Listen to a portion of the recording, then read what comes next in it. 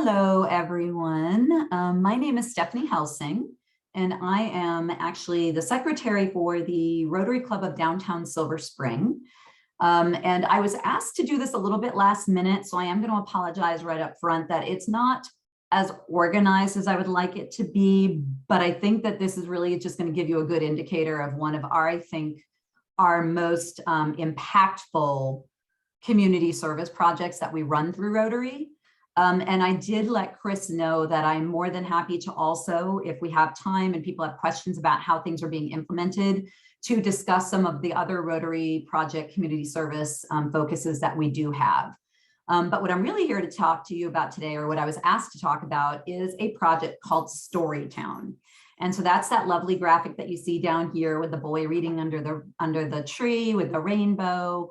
Really bright color. Books are uniquely magic, portable magic. Stephen King, one of our favorite authors. And this really is a project that has come from the heart for a lot of us. So I'm really excited about being able to actually talk to people about it. So for a little background, the Storytown project was established in 2017 with Montgomery Knowles Elementary School located in Silver Spring, Maryland. And the purpose was to increase access to books for low-income students.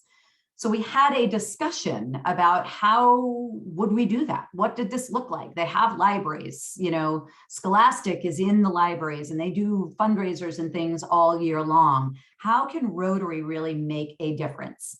So the end result that you see first is that we created book nooks with inviting environments decorated with rugs and beanbags and organized shelves that students could visit to select books for their home library, to increase their library reading literacy, and to develop a love of reading. This sentence needed to be restructured. I had a new one and I totally did not put it into the slide deck, so I apologize. But this is really just a snapshot of what Storytown is and what it looks like and what it's about. It really was the creation of these spaces for kids to come and get books. And how did we do that? And what does it look like? And how is it used really is kind of what I'm going to talk about.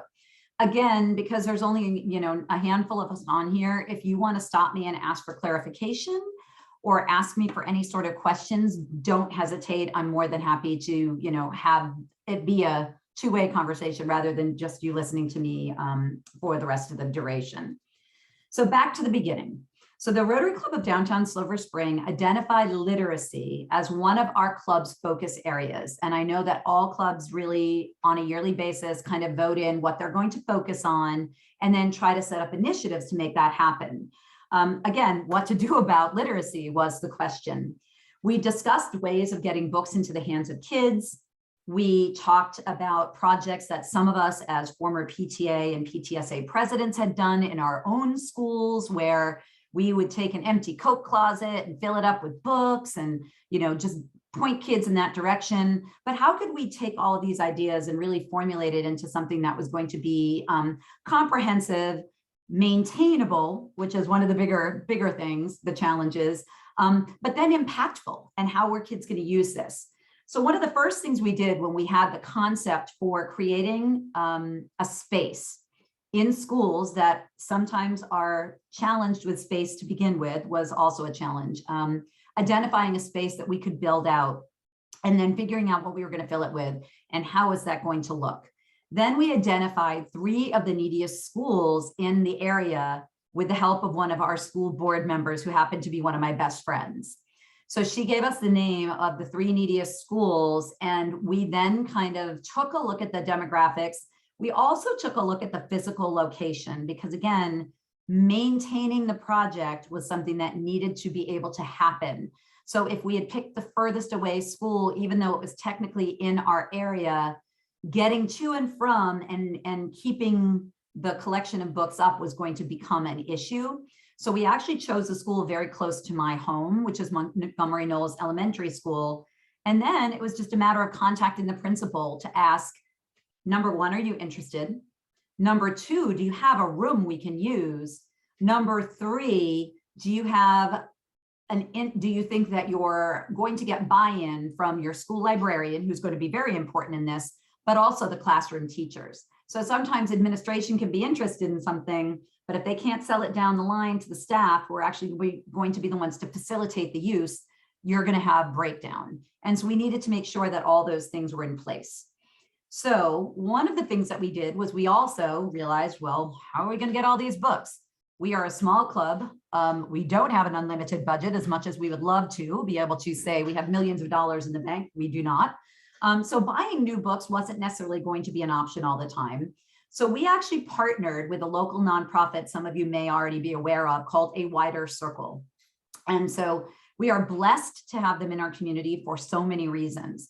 But number one being that because they act as a clearinghouse for all kinds of household items, they find that they get a lot of books that they don't actually get to use the right way.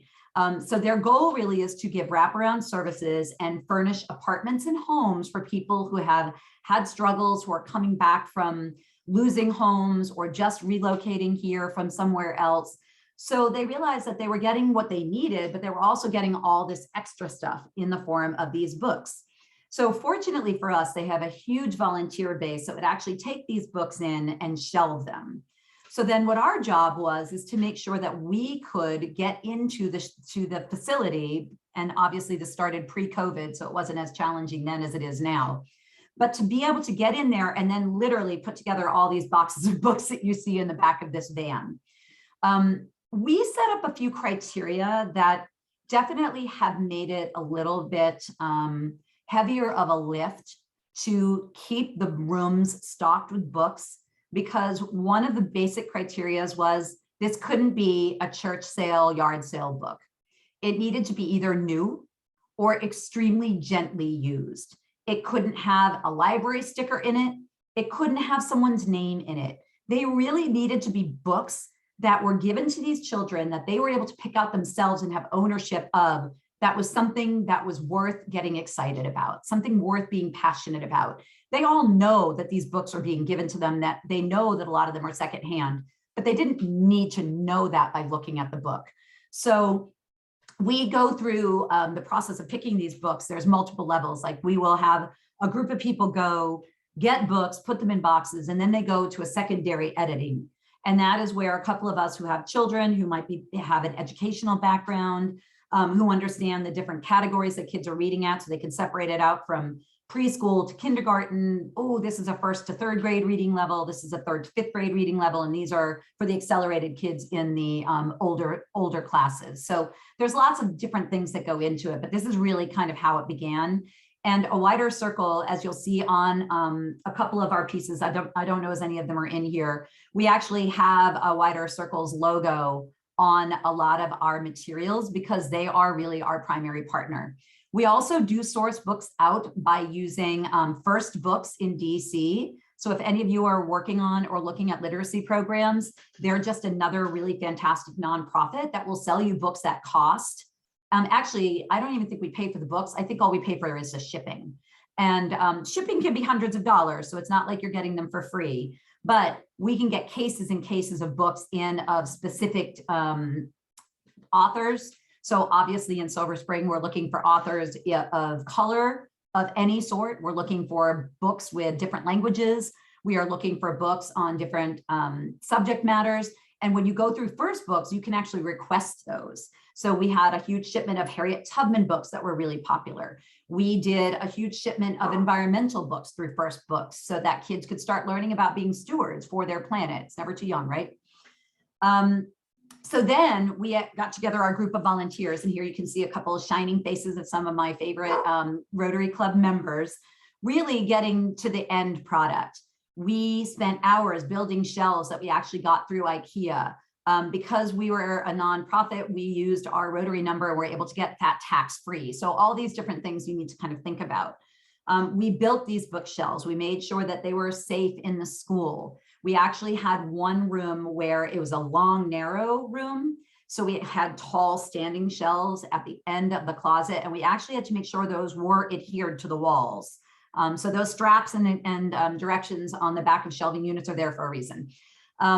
So we really needed to make sure, though, that we were setting this room up appropriately for kids. So even though we had a stacked shelf that led to the ceiling, We couldn't put books up there for kids between preschool and third grade. They'd never see them. So that was really primarily where we would put bins for storage of books that could be refilled, so that if faculty members went in and realized that somebody had just come into the room, they could refill it. So how do the kids use this room? What does this look like? So now they're there. This isn't with the rugs and the bean bags like it was in the first picture. But what we did was we sat down with the principal, the librarians, the PTA, and some of the lead teachers in the school and said, what can this be? How would it be most helpful for you? And what it was settled on based on our own capacity and what they were hoping for was twice a month, every single class in that school could go shopping and get their own book, with the purpose of building at-home libraries for children in underserved communities. That's the goal. They don't have to return it. It is not a library. However, if they didn't love the book and they thought that they might want something different, they're more than welcome to go and visit it and return that book or not return it.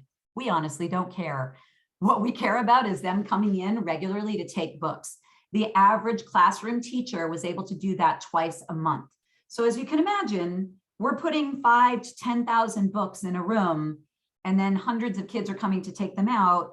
It does require a schedule for making sure we have a backup of books in storage, but that we also have the manpower to make sure that these books are getting put back on the shelves. So from the project, we actually have gotten some real life statistics. We started it again in 2017, and I was probably at the school because a new project always needs a little bit more oversight, probably every week. I love children, so it wasn't really a hardship. What we ended up getting from the principal, however, and any of you who have children in the Montgomery County system know that we are sticklers for measurement and evaluating progress and measuring and evaluating success and measuring and evaluating failure.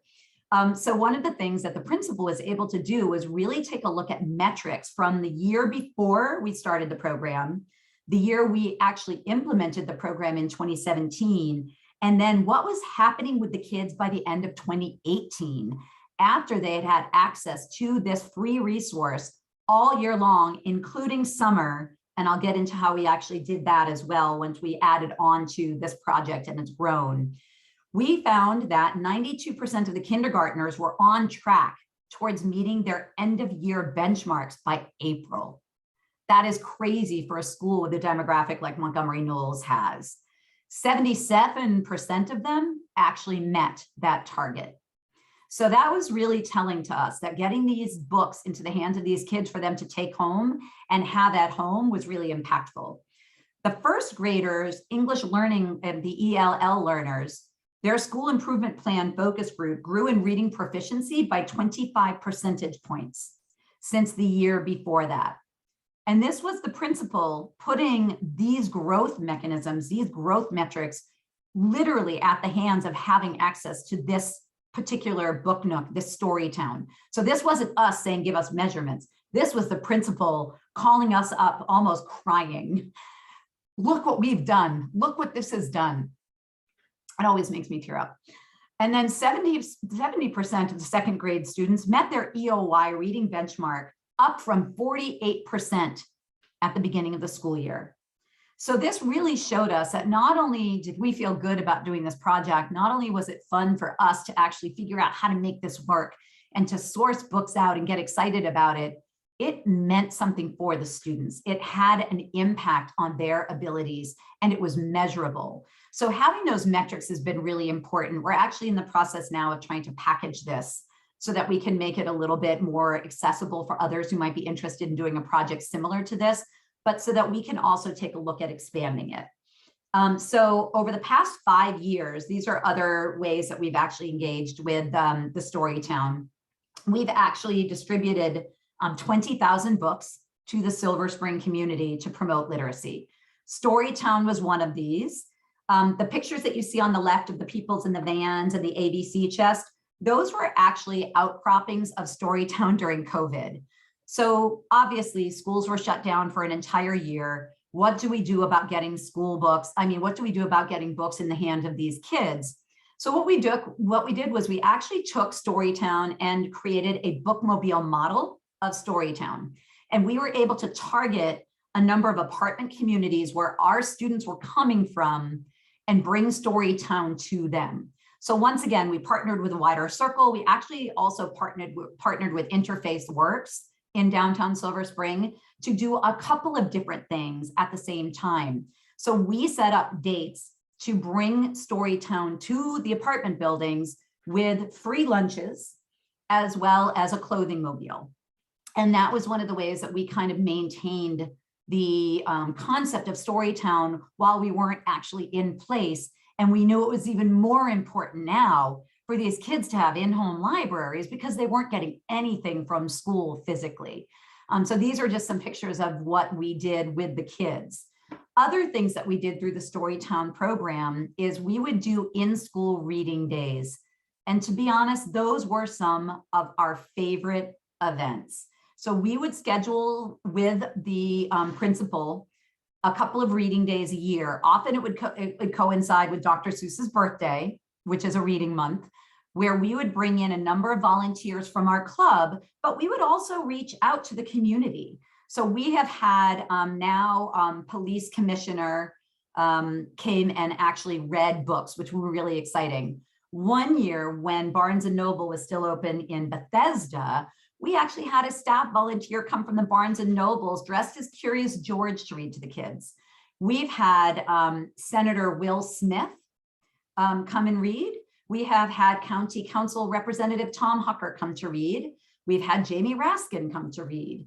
So we really cast that net wide as Storytime was kind of the starting off point and encourage kids to then go visit Storytown with their teachers and get them really excited about it. Then at the end of the year, we would be invited for a summer kickoff. And these are also what some of the summer kickoffs look like. So the kids weren't in school, but they would set up days where the kids would go, particularly at the first year of COVID, where the kids would go and collect everything that had been sitting in their lockers. Well, we were there for them to collect bags full of books. There was no limit on how many books you could take. We actually had books for older kids all the way up to high school age. And we brought in a bunch of preschool books for this as well, because whole families were coming at the same time. And so it was a way to kind of continue Storytown when we weren't able to use that book nook concept of it, but still maintain that literacy base. This is a summer giveaway during COVID. So this is what it looked like. But it was fantastic. The kids would come in, sectioned off groups that were set up by the school. This is what it looked like before we got everything outside. A little bit chaotic, but it was fantastic chaos. So what Storytown has actually done for the Downtown Silver Spring Rotary Club is actually created an opportunity for us to continue literacy engagement on a number of different levels. So these are just some of the statistics and the breakdowns of what we've actually been able to achieve from this one concept, this one idea, this one program that we actually set up. We distributed 3,000 additional books to another school, the Joanne Lelick Broad Acres School. In 2018, we adopted Montgomery Knowles Elementary School's sister school, Pinecrest, to then target the 3rd through 5th graders. So we now had coverage from the pre-K, because they have Head Start at Montgomery Knowles, all the way to the kids being in 5th grade, which is really impactful. We distributed 500 separate books to Sergeant Shriver Elementary. We distributed 2,000 different books at our Green Fest when the Rotary Club was there talking about our green initiatives.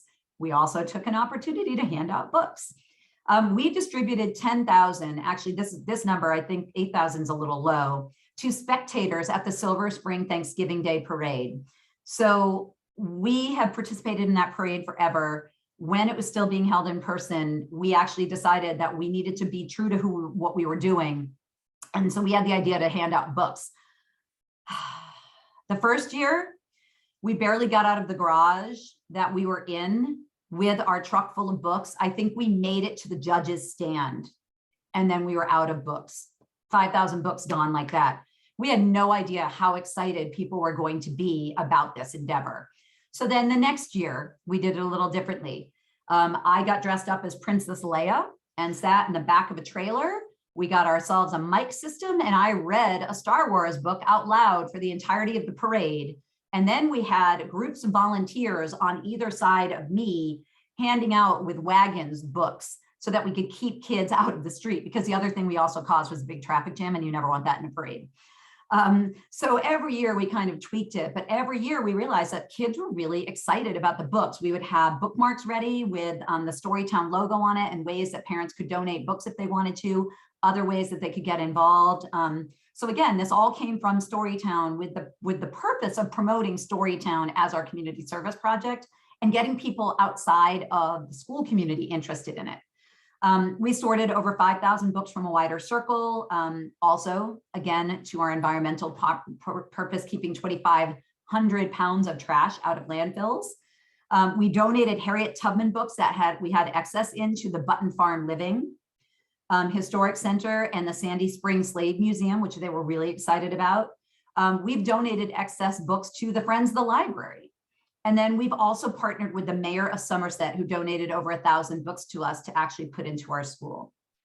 So that really is our Storytown project. Like I said, there are lots of components. I'm hoping that now that I have this kind of in a slide deck, that we'll go back and be able to make it a little bit clearer how this was done. But I would love to hear any questions you have, any comments. And then if you have anything you want to share, and if you want to actually then extend it to other kinds of community service projects, I'd be more than happy to do that.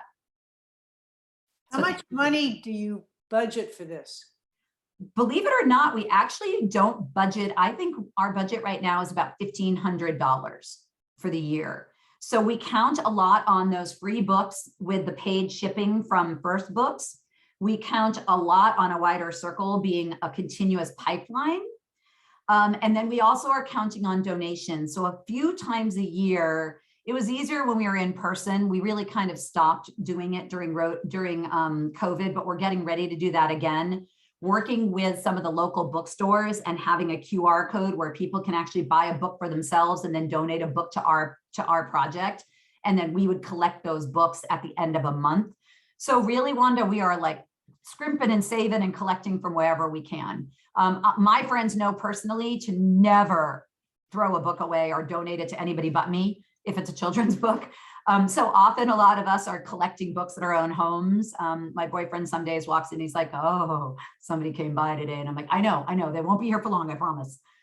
So it really is just sourcing things out from everywhere possible. And then again, you know, now that kids are back in school, Storytown proper, the actual original concept is being much more utilized. We expect going into the new year that we will see it being utilized even more as kids are just back in school in general, COVID or not. We are getting ready to do another summer reading program, and this will be the first one we're doing in person since 2019.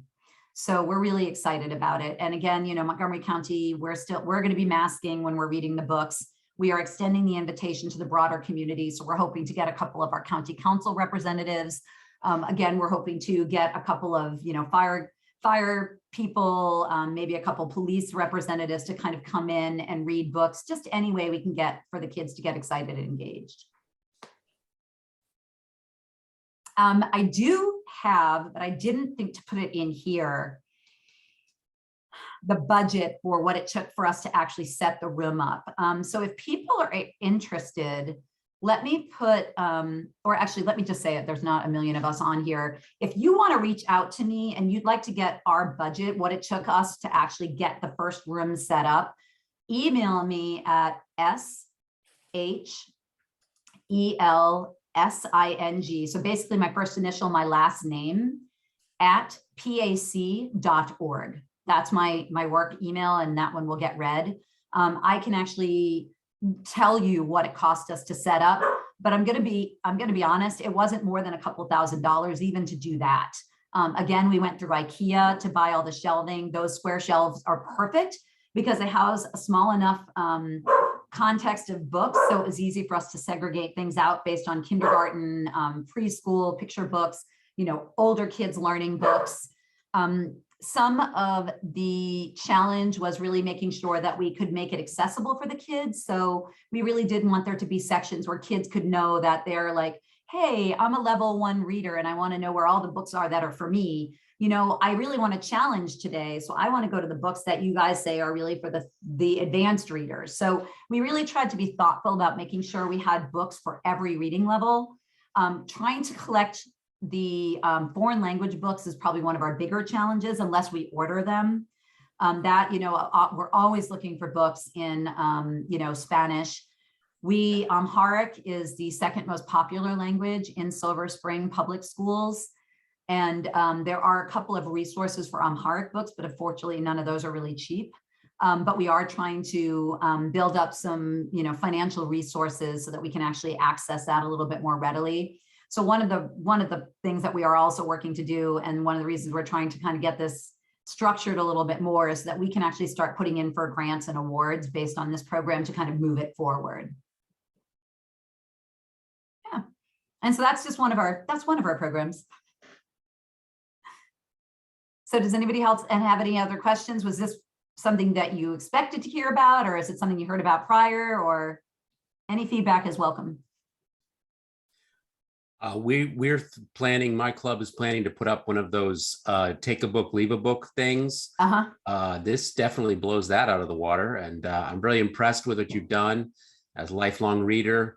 It's and wanting to spread that gift. This is really good. Awesome. Well, if you want to explore, once you've set your leave a book, take a book, and you wanted to kind of talk to us a little bit more about what it might take to get it to that next level, the club would be more than happy to have you come to a meeting where we can kind of focus on Storytown, 2.0, because we are always looking at what can we do differently, what can we do better, particularly having more mobile options given the health climate that we just kind of went through for the last 2 years. Yes. Being able to have that bookmobile model was really crucial. And ironically enough, we had already kind of had that idea to keep kids in books during the summer. So we had kind of already come up with that concept. And we were like, well, I remember loving the Scholastic Reading Mobile when it came to my neighborhood. I don't know if any of you grew up in neighborhoods who were a little less privileged, but let me tell you, that was the height of summer, was when that bookmobile came down the street. It was better than the ice cream man. We would hear it, we'd go running. It was fantastic. So we wanted to kind of replicate that. It took a little planning. We did have to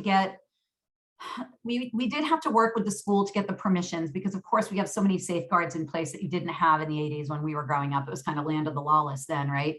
But we were able to work with the school and then work with the apartment buildings themselves to make sure that we set up a safe environment for the kids to be able to come down with their families and be able to participate and get the books and get the lunches and get all the clothing, which is also why it kind of expanded, because really for us to do that, we needed to make sure that there was a reason for people to come out of their buildings, and then understanding that we weren't just targeting those preschool to third to second graders from our school, but we were having all their siblings participate as well. But it was very fruitful, and it is work, but it is worth it. Yeah, anybody else, any other questions? I'd love to hear some of your service community projects. I mean, I definitely have others that we're doing. We're a small but mighty busy group, for sure, but I'd love to hear what other clubs are doing. We used to do, before COVID, a lot of after school programs, tutoring kids. And of course that ended. Yeah. We've shifted more now to providing housewares and things to the Interfaith Alliance for getting people resettled in apartments of their own. That's Nice. what we're doing right now. And what area are you in, David? I'm Rotary Fredericktown, so we're right downtown Frederick. Okay, awesome. So what are you guys doing? Susan, I know you and I were talking a little bit before that, but what is the Metro Bethesda Rotary doing? I guess we're not necessarily a signature project club. We tend to have, different things that we do throughout the year, and different projects may come to the fore and then step back for a while. Yeah. We've also done some apartment resettlement for refugees that come through the State Department and Lutheran Social Services. We've done some outdoor food distribution during COVID. Some of the, soup kitchen kind of things are on hiatus. So that dropped out. We have sponsored little free libraries with the hope that after we provide the library and initial books, that then the school takes it over, the PTA, to Yep. sustain it. We've done books where we donated books to Head Start, sort of system wide, so that every child got at least one book. Yeah. I think COVID has definitely, I mean, I think this presentation would have been a lot different in 2019 than it is today, because I do think that necessity is the mother of invention.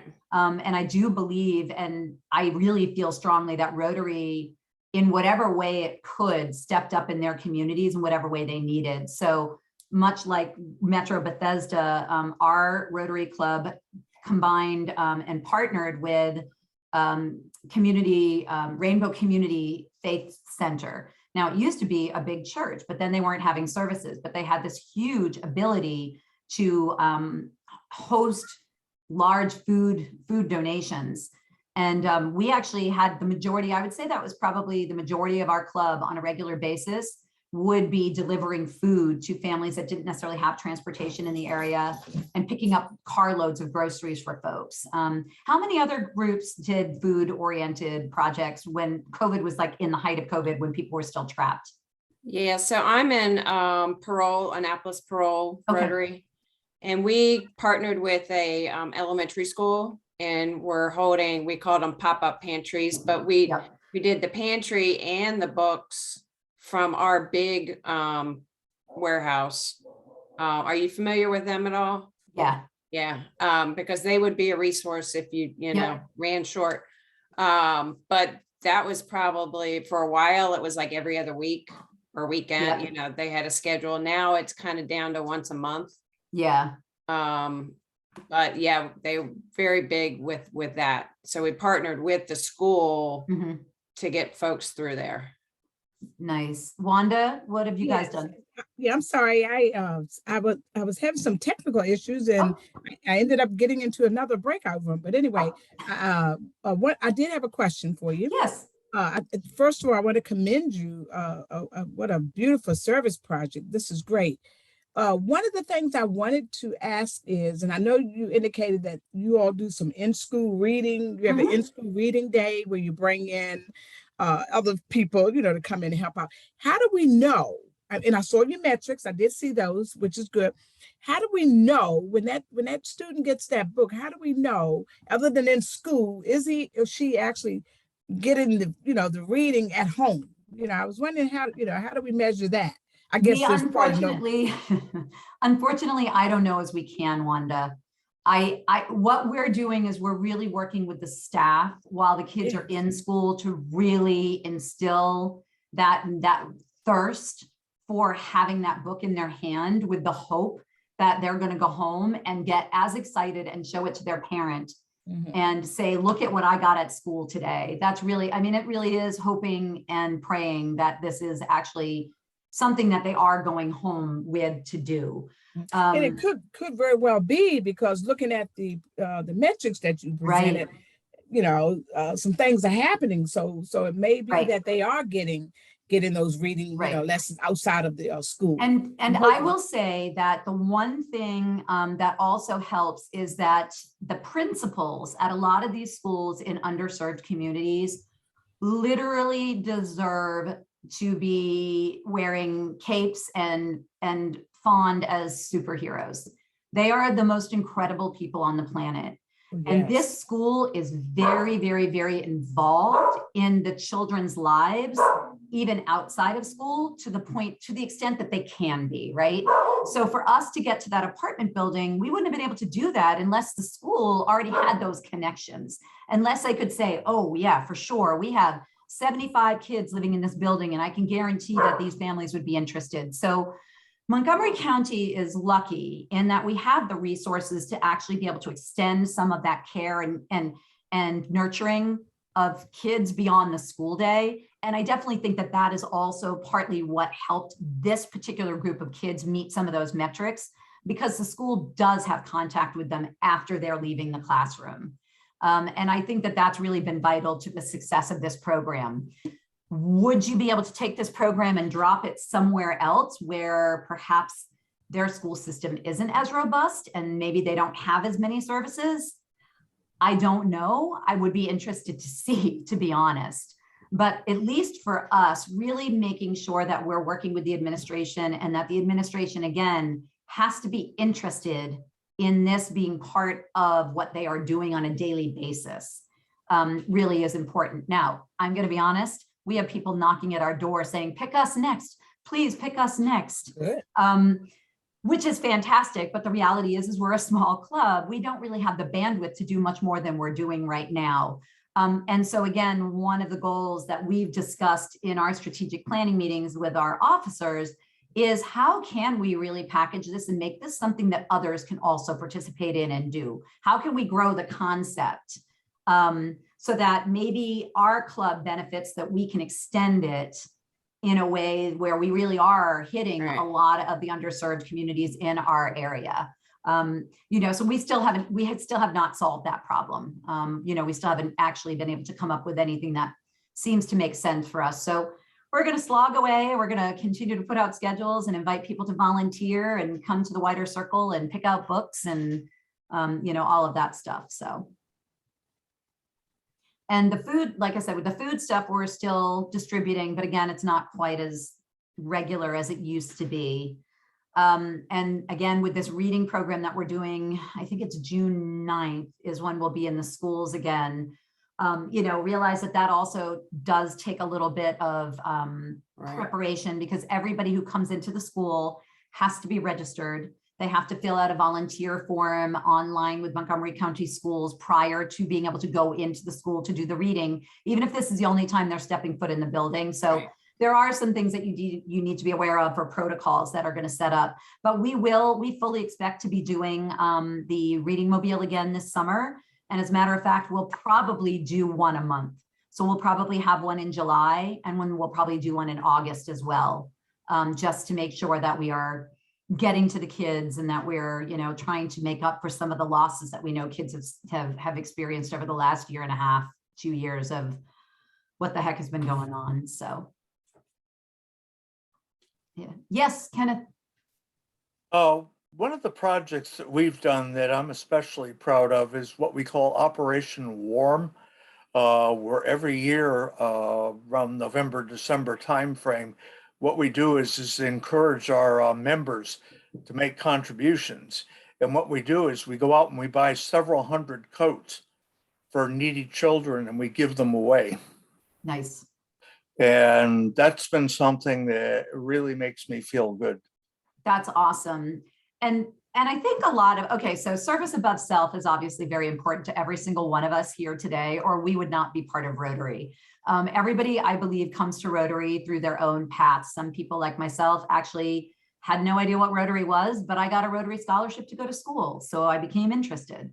And I feel like those are the kinds of projects, Ken and Jody, when you're handing out food and you're just seeing how impactful the smallest thing can be. One of the other smaller kind of, you know, as Susan pointed to, we do a lot of things all year long. This is just one of our signature projects. We actually adopt a number of families every year around the holidays to ensure that they have a Christmas to celebrate if Christmas is the holiday that they celebrate. And so we definitely, what we do is we work with another local nonprofit in the area, Community Bridges. They're a downtown Silver Spring nonprofit focused on girls empowerment, so something very near and dear to my heart. And we adopt one or two of the Community Bridges families every year. But this year we adopted some of the Haitian families that were coming into the area because of things that have been happening there. And we adopted one of the families from the school where we actually have the story town. So you can kind of do different things. And that is honestly probably one of my favorite activities, because I love Christmas. I love everything about it. I like the lights. I like the decorations. I love the symbolism of light and darkness, all of that. You name it, I love it. So for a decent period of time, my downstairs dining room has 4 or 5 trees that are set up. That are getting ready to be delivered. We collect ornaments. We do the whole thing. It's literally Christmas in a box. We will give you the Christmas tree. We will give you all the decorations to put on the Christmas tree. We will give you extra decorations that we've collected. We will get shopping lists from you. What do your kids need? Number one, the most important thing is we need to give somebody something they need. And then what do they want? Which is always a very different thing. And we will raise money, you know, collecting our happy bucks that we do at the end of every meeting, sometimes just asking for donations from others where we'll get a good amount of money to then be able to go shopping and fulfill all those needs. So coats and hats are usually standard, right? People always need those. Kids grow so fast. But then just the ability to go and get a toy and know that somebody's going to have something that they wouldn't have otherwise. And we also, for this year, partnered with the Community Rainbow, the Rainbow Community Center, and we're able to get additional presents through them. And then whatever we had excess, we're able to donate back to them as well. So I feel like there's just so many ways that we can step up and help on a daily basis. And I feel like as Rotarians, we do. What are you guys doing for environment? Do you guys have environmental focuses for your clubs? Green clubs? Rotary Fredericktown here. My first project, this was to go to school, I think it was 4 days a week at lunchtime, elementary school. And we were doing composting of, what do you call that? Food waste. Oh, nice. Kind of jump-starting it. So the kids were going to run it themselves. This was with Frederick Key City Composting. Nice. And yeah, you had to sit there with gloves, and the kids would inevitably throw it in the wrong thing, and you had to go and take it and put it in the right thing. But it was great bonding for us as a club, and for you know, just to get out there and help out. So it was a very good project. I'm writing that down, and I may actually replicate that project. I love the sound of that. They actually have a training video on it, because we looked at that as well. Oh, nice. Yeah. Have you guys continued it in schools? Once again, we were there just to prime the pump. Yep. Right. And that is, I mean, I think that's also one of the frustrations of doing what we're doing. Really, we only have the bandwidth to do so many things. Right. You know, and again, you can, you know, bring the horse to water, but you can't make them drink. That's my everyday job, really, as a membership person. But I do feel like, you know, every person that we touch, right, particularly when you're talking about the children that we're focusing on, and it seems like a lot of the clubs have focuses on youth for obvious reasons, that, you know, a lot of these projects do make an impact, even if they're short-lived. You don't know, 20 kids who were part of that project might be mandating their parents compost at home. You know, we just never know really, you know, how to measure the impact of what we've done. It is very unusual to have metrics like we got handed to us from that principal, but I think everybody was just so excited. But for her to then really put it at the feet of what we had done as Rotarians was pretty phenomenal for all of us to kind of walk away from the table with. So I am hoping, you know, to be able to continue that. We're hoping to be able to beef it up again for the coming projects for next year. Like I said, literacy is something that we try to weave into everything we do. So the Green Fest, again, this year, we gave out a couple hundred books at the Green Fest that was held at Blair Park in Montgomery County. We are doing a butterfly garden as well with another local middle school. That is something I will be doing tomorrow, is digging holes and getting them ready for the kids to come and prep and get all the milkweed and the butterfly bushes into. But we also brought books, you know, so we also have book component to that as well. And I do believe that somebody had also even recommended, like Susan's idea of putting a little green library out there, you know, so when kids are at the butterfly garden, they can kind of take a look at some books that might have information on what's happening, which I think is a great extension of what we're doing with Storytown. Whether, you know, I don't know if it will happen, but, you know, again, all these ideas are fantastic. Yeah. Well, thank you guys very much for tuning in. Like I said, it was a project I was excited about. As I said, I'm hoping for a little bit of a cleaner presentation in the future, but I appreciate you being my guinea pigs. It was good. And again, if you want to know any more information, or if you'd like to, you know, sit down and talk a little bit more about processes, I'm more than happy to do that. So, you know, don't think twice about contacting me. But if you guys don't have any other questions, we can go back and join the rest of the room and see what Chris has to say to us. Excellent. Thank you. Thank you, Stephanie. Thank you so much. I really appreciate